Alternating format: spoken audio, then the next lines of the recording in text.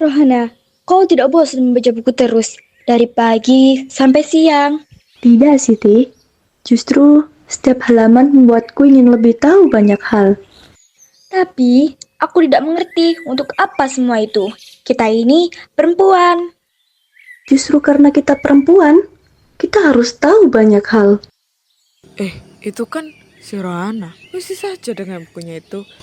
Rana, masih saja dengan bukumu itu. Perempuan itu tempatnya di dapur, bukan membaca seperti itu. Mauwo, ilmu itu penting. Dengan ilmu, kita bisa memahami dunia. Dunia, kau tak perlu tahu dunia Rana. Nanti kau jadi keras kepala. Udahlah Rohana, kita dengarkan saja. Siti, kalau kita selalu diam, kita tidak akan pernah mencoba. Perempuan pintar itu emang susah diatur. Takkan ada yang mau sama kalian. Lebih baik tidak disukai karena berilmu daripada hidup dalam kebodohan. Kau tidak takut dimarahin terus Rohana? Takut, tapi lebih takut kalau kita tidak akan pernah mencoba.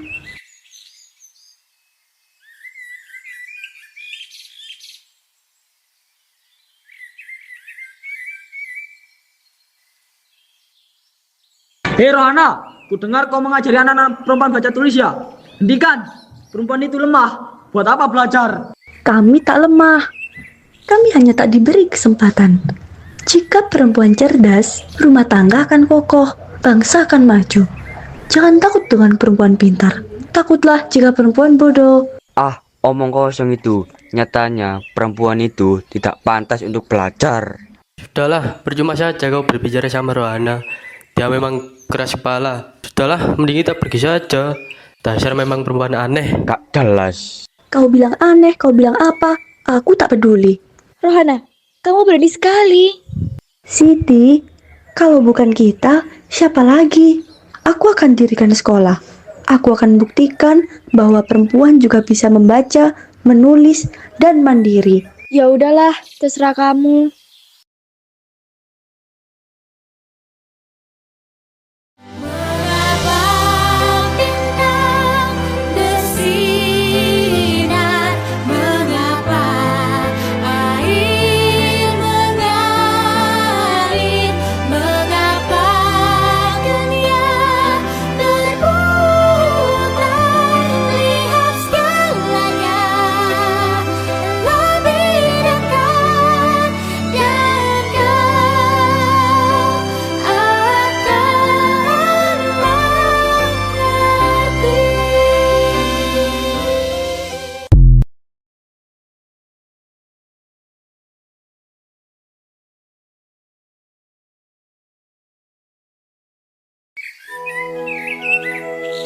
Anak-anak, silakan duduk.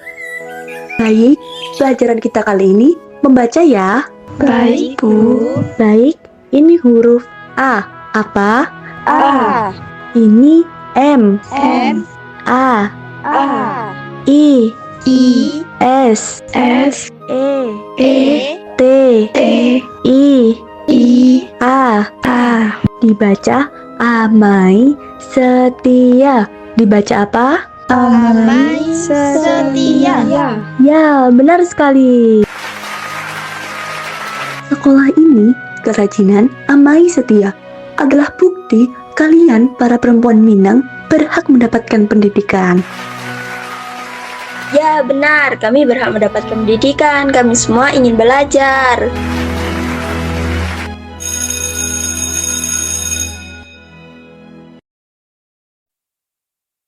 Kau bisa patahkan kakiku, tapi tidak mimpi-mimpiku.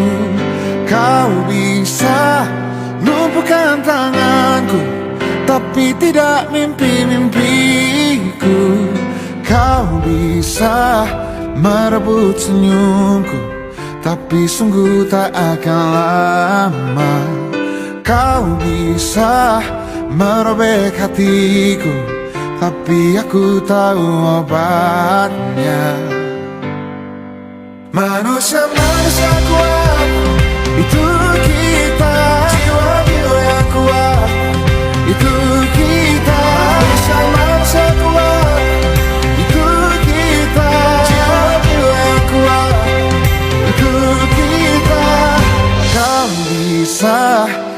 hitamkan putihku, kau takkan gelapkan apapun.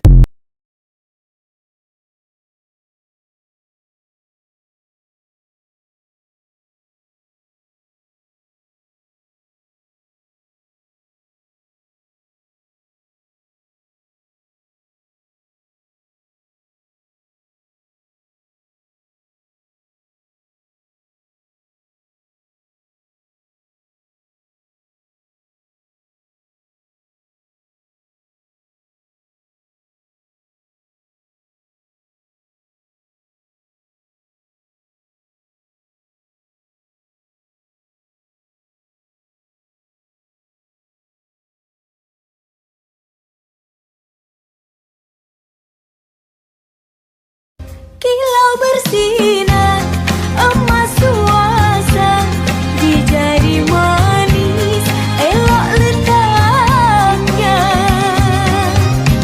Walau dunia terbelah dua, seni ibunda tetap dijaga. Cari yang buruk kita elokkan, cari yang elok oi dikembangkan. Berdetam dentam dentum hoi tingkah rebana, beralun-alun merdu hoi irama lagu, berderap derap bunyi hoi kaki melangkah, berpasang-pasang tari hoi geraknya tari. Menari menarilah tarian Melayu, menari menarilah jangan rasa malu. Menari menarilah sejujur hatimu, menari menarilah tanpa rasa jemu.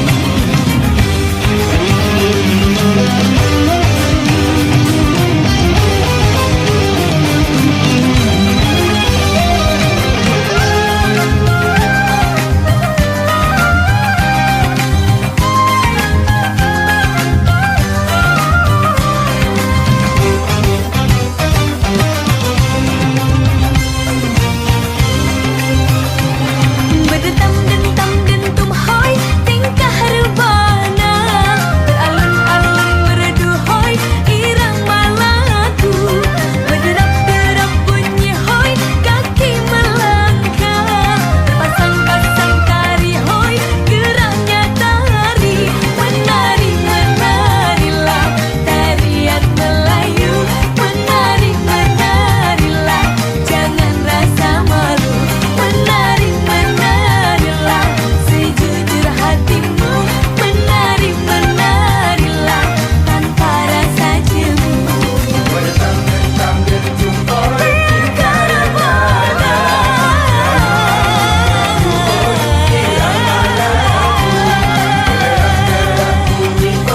kaki melangkah.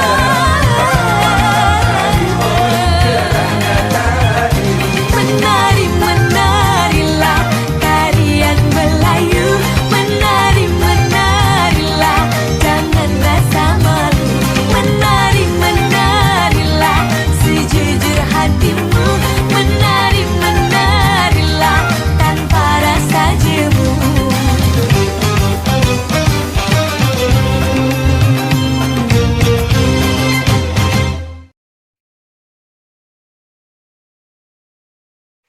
Di pagi hari, Siti Nurbaya dan Samsul Bahri pergi ke pasar dengan berjalan kaki. Nurbaya, mengapa wajahmu mendung? Padahal langit sore ini begitu cerah. Apa yang mengganggu pikiranmu? Samsul, ada badai yang lebih besar dari sekedar cuaca. Aku merasa seperti burung dalam sangkar yang kuncinya akan segera dibuang ke laut. Katakan padaku, siapa yang berani mengurungmu? Aku akan menjagamu. Di hutang, Samsul. Ayahku, usahanya hancur. Semua hartanya telah disita oleh Datuk Meringgi. Dan kini, pria tua itu menginginkan lebih dari sekedar uang. Jangan katakan dia menginginkanmu. Itu gila.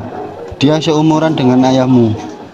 Tapi dia sudah memberi pilihannya. Ayah masuk penjara dan hidup gelandangan, atau aku yang menjadi istrinya untuk melunasi semuanya?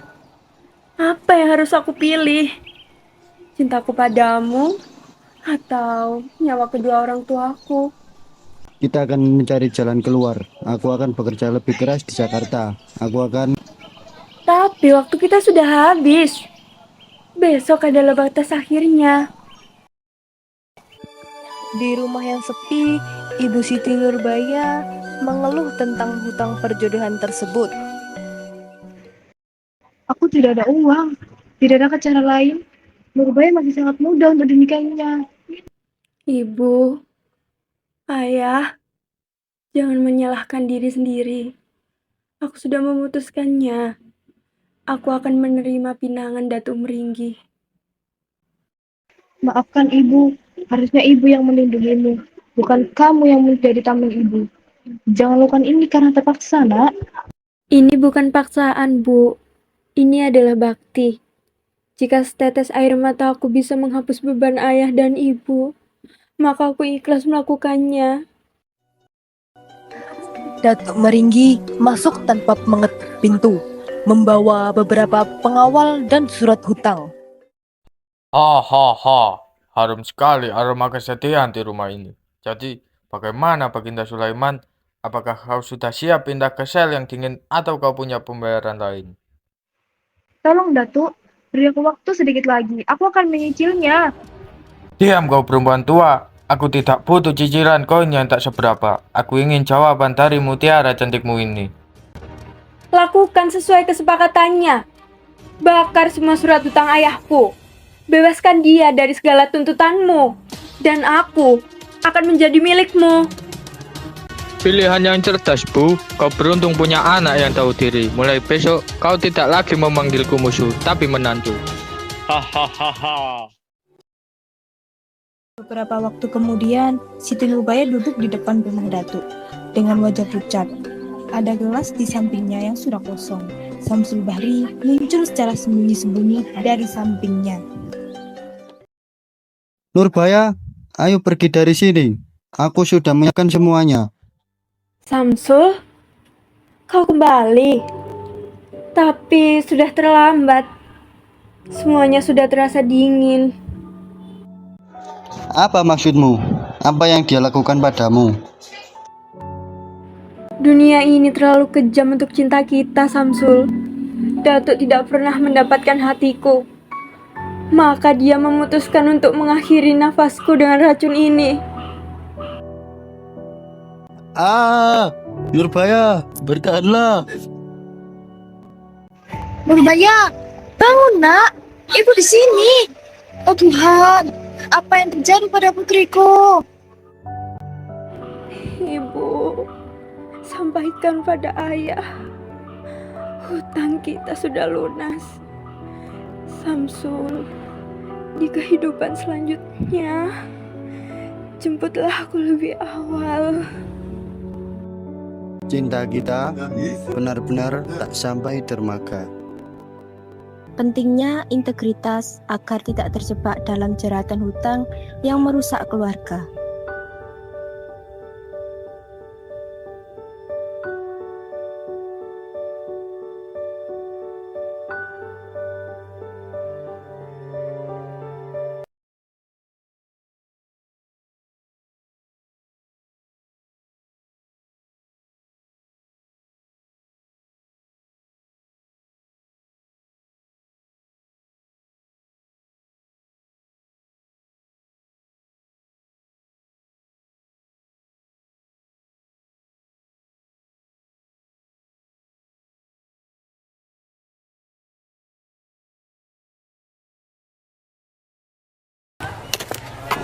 Berhenti! Apa yang kamu lakukan, Gendis? Sudah berkali-kali saya katakan, jangan pernah bawa pengaruh asing ke desa ini. Perempuan itu cukup jaga rumah, jaga dapur, jaga keluarga. Itu sudah takdir. Pak Kades sudah marah. Maaf Pak Kades, tapi takdir tidak melarang kita untuk pintar. Apakah membiarkan warga kita dibohongi oleh tengkulak karena tidak bisa menghitung timbangan itu juga takdir? Ada benarnya juga. Iya, Kita memang sering rugi di pasar. Lancang kamu. Buku itu hanya buat kepalamu besar. Bubar semua.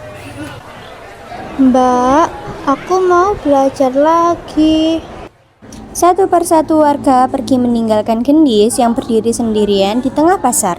Namun meski mereka membubarkan kerumunan itu, mereka tidak bisa membubarkan benih pemikiran yang telah ditanamkan Gendis. Di balik diamnya, warga mulai mempertanyakan kebenaran yang selama ini mereka telan mentah-mentah.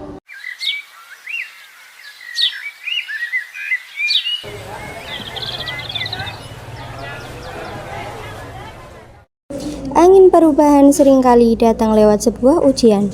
Hari itu, seorang pedagang besar dari kota datang dengan janji-janji manis tentang keuntungan melimpah. Warga desa yang buta huruf hanya bisa bersorak gembira, tanpa tahu bahwa di balik lembaran kertas yang dibawa sang pedagang, terdapat jerat yang siap mencekik masa depan mereka. Kepolosan desa tengah berhadapan dengan kelicikan kota. Wih, ada orang kota datang. Mau beli hasil panen katanya. Ayo Pak Kades, tanda tangan saja. Tulisan apa itu ya?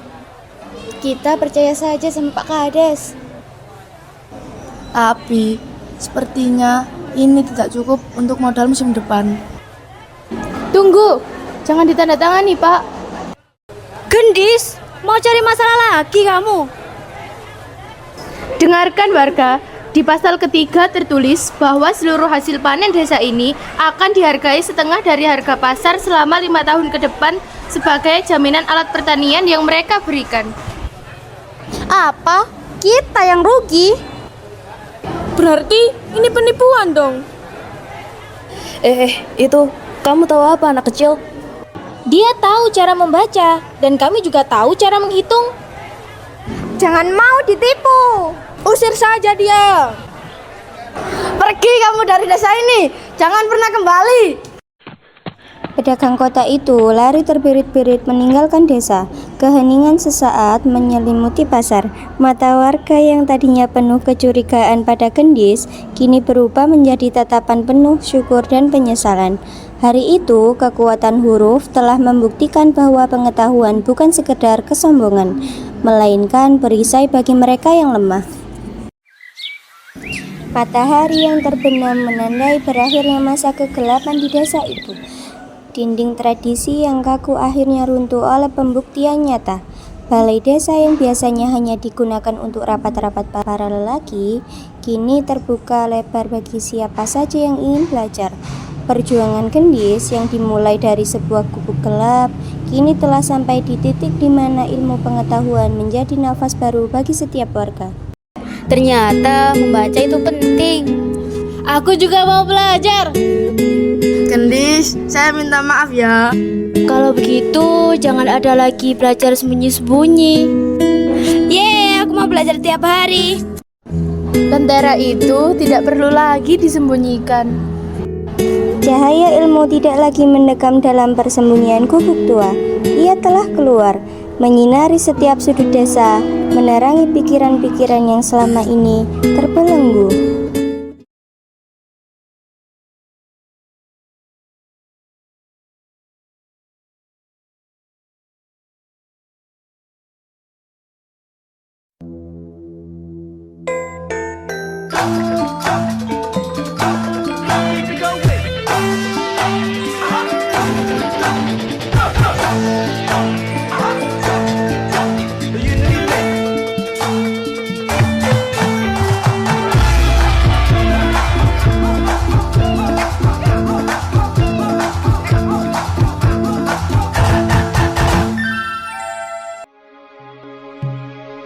Satengahing pamaksane juragan pambak lan pengkhianatan keluarga, Sarip ngadeg jejeg mbelani wong cilik lan tanah warisane bapakne. Senajan pendekar sekti dikirim kanggo ngempur, Sarip tetep ora bisa dikalahne. Nganti Tuan Sakti nggunakake siasat licik kanthi nyulik lan mateni Mbok Darmi. Kelangan kapes tresnani, Sarip milih mati ngrungkepi bumi tinimbang urip dadi budak sing ora ana artine. Hei, berhenti semua. Serahkan semua harta kalian.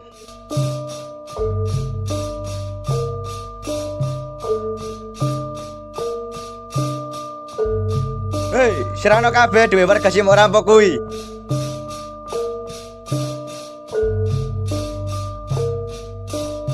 Keberanian Sarip nulungi warga sing dirampas juragan tambak nganti tekan kupinge Mbok Darmi. Mbok Darmi dadi kuwatir marang Sarip. Le, krungu-krungu awakmu ngewangi wong sing dirampok juragan tambak yo. Nggih, Mbok. Warga dipaksa ngekno hasil jerih payahe. Tapi nak, musuh wong kuat iku bahaya. Mboten apa, Mbok. Aku iso kok ngadepi wong iku. Iyalah, lele angel men kandananmu. Juragan tambak lapor marang komandan Walanda yen duit sing dirampas wis dicupuk maneh dening Sarip. Tuan, uang yang tadi saya ambil diambil lagi oleh Sarip. Loh, gimana sih? Kok bisa? Maaf Tuan, tadi Sarip menodong barang ke arahnya. Gitu aja kalian gak becus. Atau apa ini? Kami kerja di tambak ini selama 3 bulan tidak pernah dibayar. Kalian aja kerja gak becus, tapi minta dibayar. Gak becus bagaimana sih? Wes, gak usah kakek ngomong. Digladai omai. Berani maju 1 langkah, akan aku tembak kalian. Sudah, pergi semua. Ibu Sarip lagi nyapu ing ngarep omahe. Nalika pimpinan Walanda teka arep tuku tambake nganggo rega dhuwur, nanging ditolak. Walanda banjur nyogok loro pamane supaya mbujuk. Nanging Ibu Sarip tetep kukuh amarga tambak kuwi warisan bojone. Ning tambak iki arep dijukuk londo ya apa? Kaiso, iki tambak tinggalane bojoku. Ayo ta ning tambak iki nang dikekno londo. Lek aku wis emoh ya emoh. Pokoke tambak iki meneh kudu wis nang londo. Lho, Mbok, kene apa jenengan iki? Gak apa le, pamanmu mau rene, ngongkon ngekekno tambak iku nang londo. Lho, Mbok, lan apa pipine jenengan iki kok abang? Madi ditapuk pamanmu le, mergo mbok emoh ngekekno tambak iku nang londo. Wis, Mbok, jenengan mriki mawon, aku tak marani paman. Ojo le, bahaya. Wis dah lah, Mbok, mboten apa, aku iso. Kok kejadian kuwi, Paman Sarip mutusno kerja sama karo lurah gawe nekokno pendekar teko Kulon Kali gawe ngalahno Sarip. Sarip, berhenti. Kemarin kamu menodong aku pakai barang, aku tidak bisa apa-apa. Sekarang aku bawa pendekar dari Kulon Kali. Hei, Sarip, sudah lama dia bertemu. Baik, nek anjan kowe arep tarung karo aku, ayo tarung.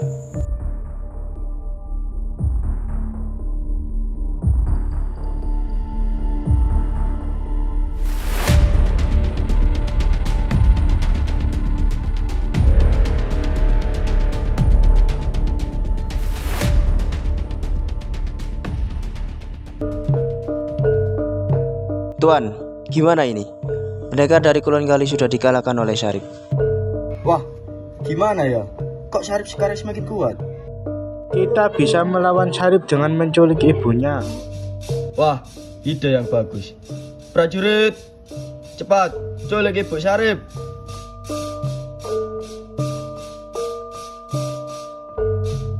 Mbok Darmi, serahkan saja tambak itu kepada kami. Kaiso, iki tambak tinggalane bojoku. Sudah, serahkan saja dia ke Tuan.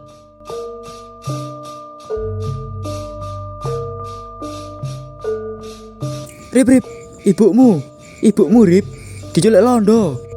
Loh, iya ta, si nemen. Loh, Mbok, lan apa jenengan mriki? Sarip, sudahlah. Serahkan saja tambak milik mbokmu itu. Kalau tidak, mbokmu akan kubunuh. Jangan Sarip, mbok rela mati. Tapi kamu jaga tambak itu, karena tambak itu satu-satunya pendengar dari bapak kamu. Halah, banyak omong. Serang!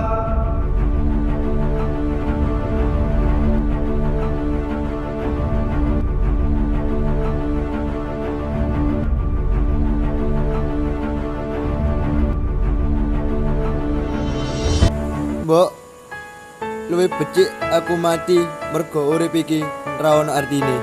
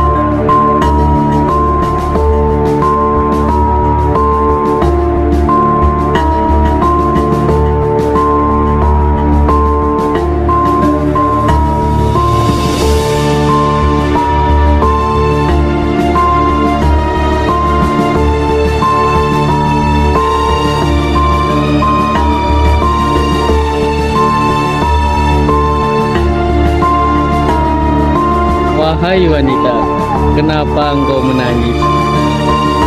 Aku kehilangan sesuatu yang membuatku tidak bisa kembali ke tempat asalku. Ikutlah denganku, akan ku penuhi apapun yang kau mau.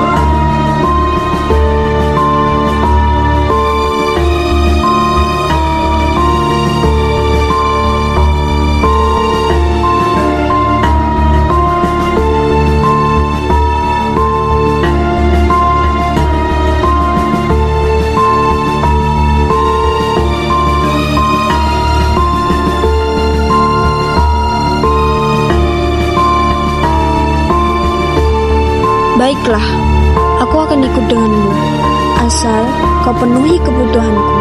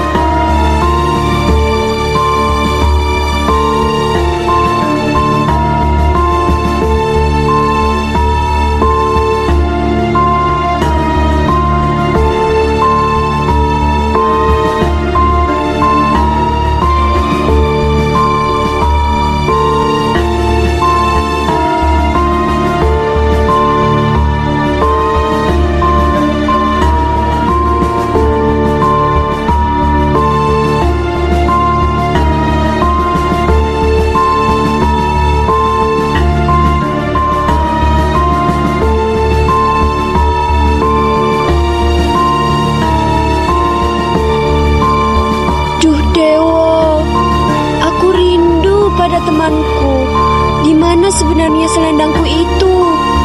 Aku rindu.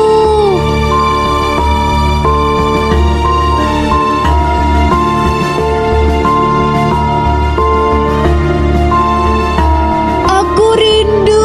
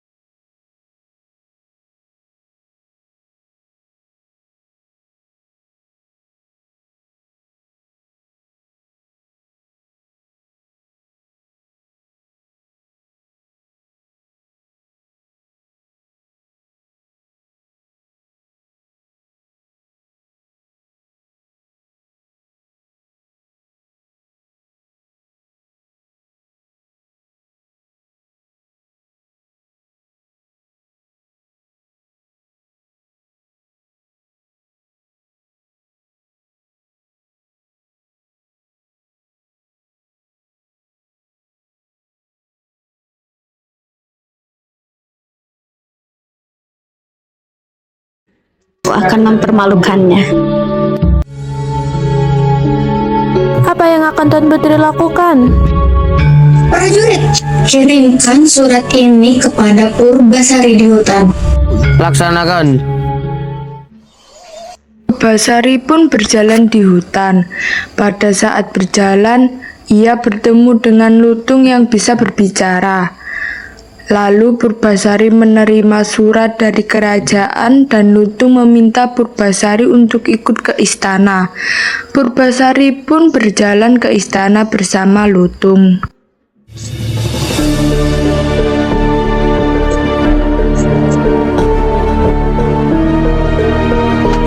Itu Purbasari.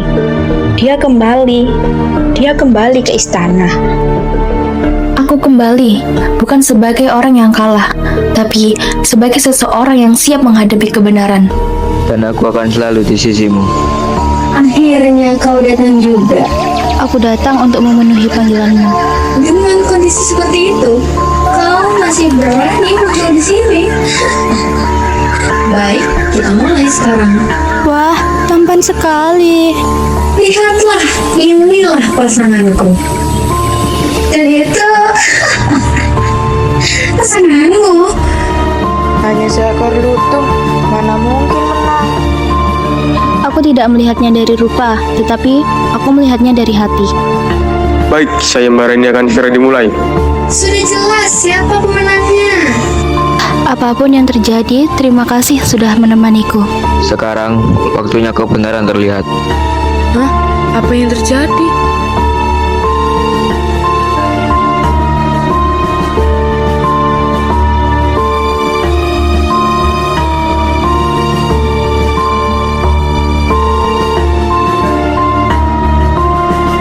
Aku bukan seekor lutung biasa. Aku adalah seorang pangeran yang dikutuk dan kini terbebas karena ketulusan hati Purbasari. Hah? Pangeran? Ini sungguh keajaiban. Aku tidak pernah peduli siapa dirimu. Aku hanya percaya pada hatimu. Dan itulah yang membebaskanku.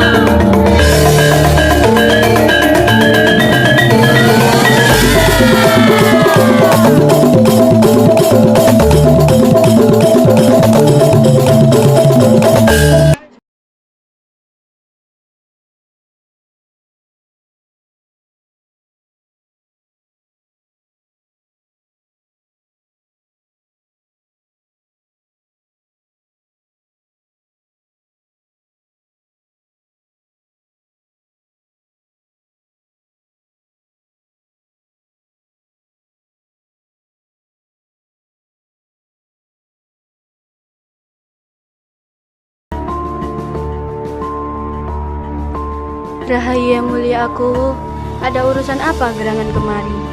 Di manakah wanita yang bernama Dadas itu? Maaf yang mulia, putri sedang tidak ingin bertemu siapapun. Kurang ajar, berani sekali seorang rakyat jelata sepertimu melawanku. Ada apa ini? Siapa engkau? Apa maksudmu menyakiti dayangku? Benarkah engkau adalah wanita bernama Dadas itu? Kedatanganku kemari adalah untuk mempersuntingmu. Jadilah prameswariku, wahai Dadas. Aku tidak sudi menikah dengan manusia kejam sepertimu. Berani sekali kau menolakku. Kemarilah. Tidak, lepaskan aku. Lepaskan. Berani sekali kaparet gendeng itu menculik putriku. Semoga yang membawa lari anakku tidak akan selamat hidupnya. Semoga ia mati tertikam keris itu.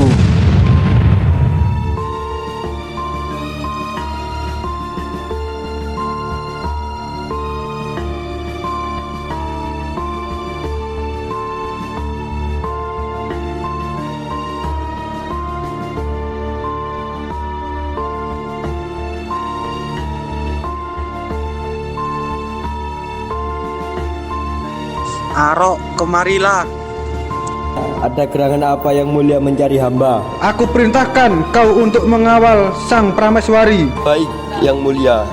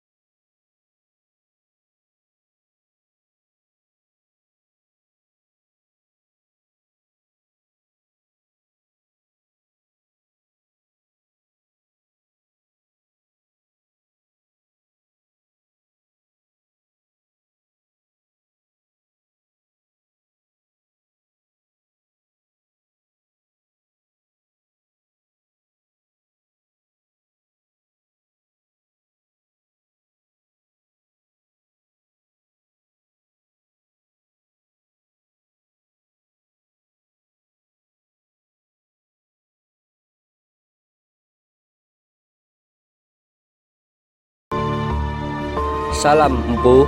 Benarkah Tuhan adalah Empu Gandeng sang ahli penempa keris? Siapakah gerangan anak muda ini? Perkenalkan hamba Arok, seorang prajurit Tumapel Kediri. Ada gerangan apa engkau kemari? Aku ingin memesan sebilah keris sakti mandraguna, Empu.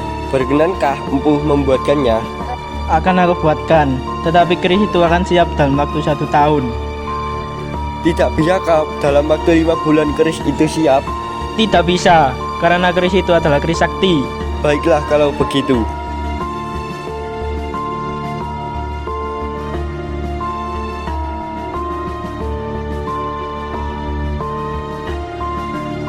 Empu, aku datang kemari untuk menagih keris pesananku.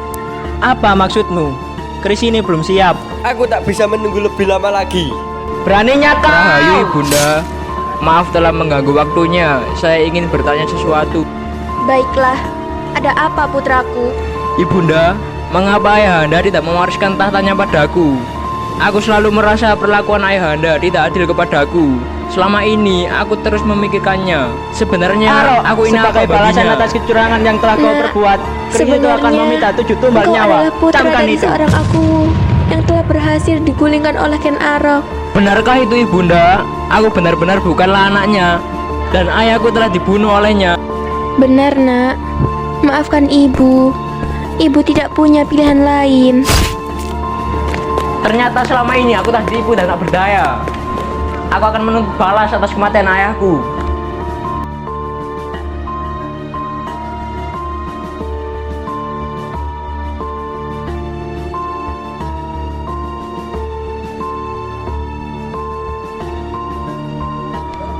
Ken Arok, beraninya kau mendapatkan hal yang seharusnya tak pernah kau dapatkan.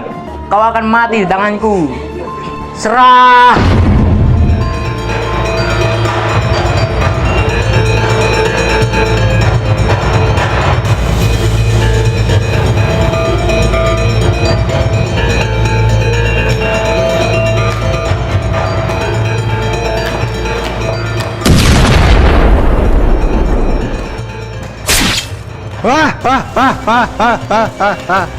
Ini adalah karma buatmu, Arok.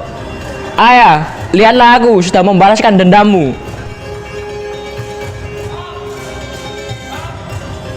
Sang Hyang Widi, apakah ini karma dalam hidupku? Ya Sumuna Sumila Amat Jangi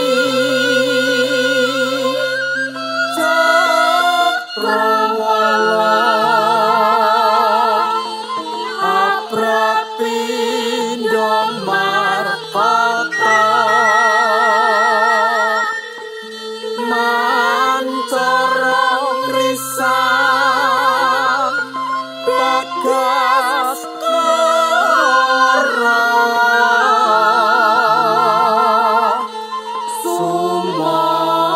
Sumarat Panlir Mustika Kenging Cakrawala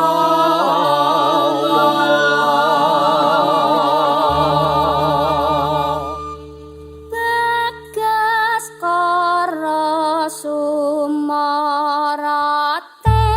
Sendang Mustika. Oh pindolangan ing tirta sendang anyiram asmara anggep yo rasa ambyoring wareh pindo soang anglangi ing sendang Ye kusung pra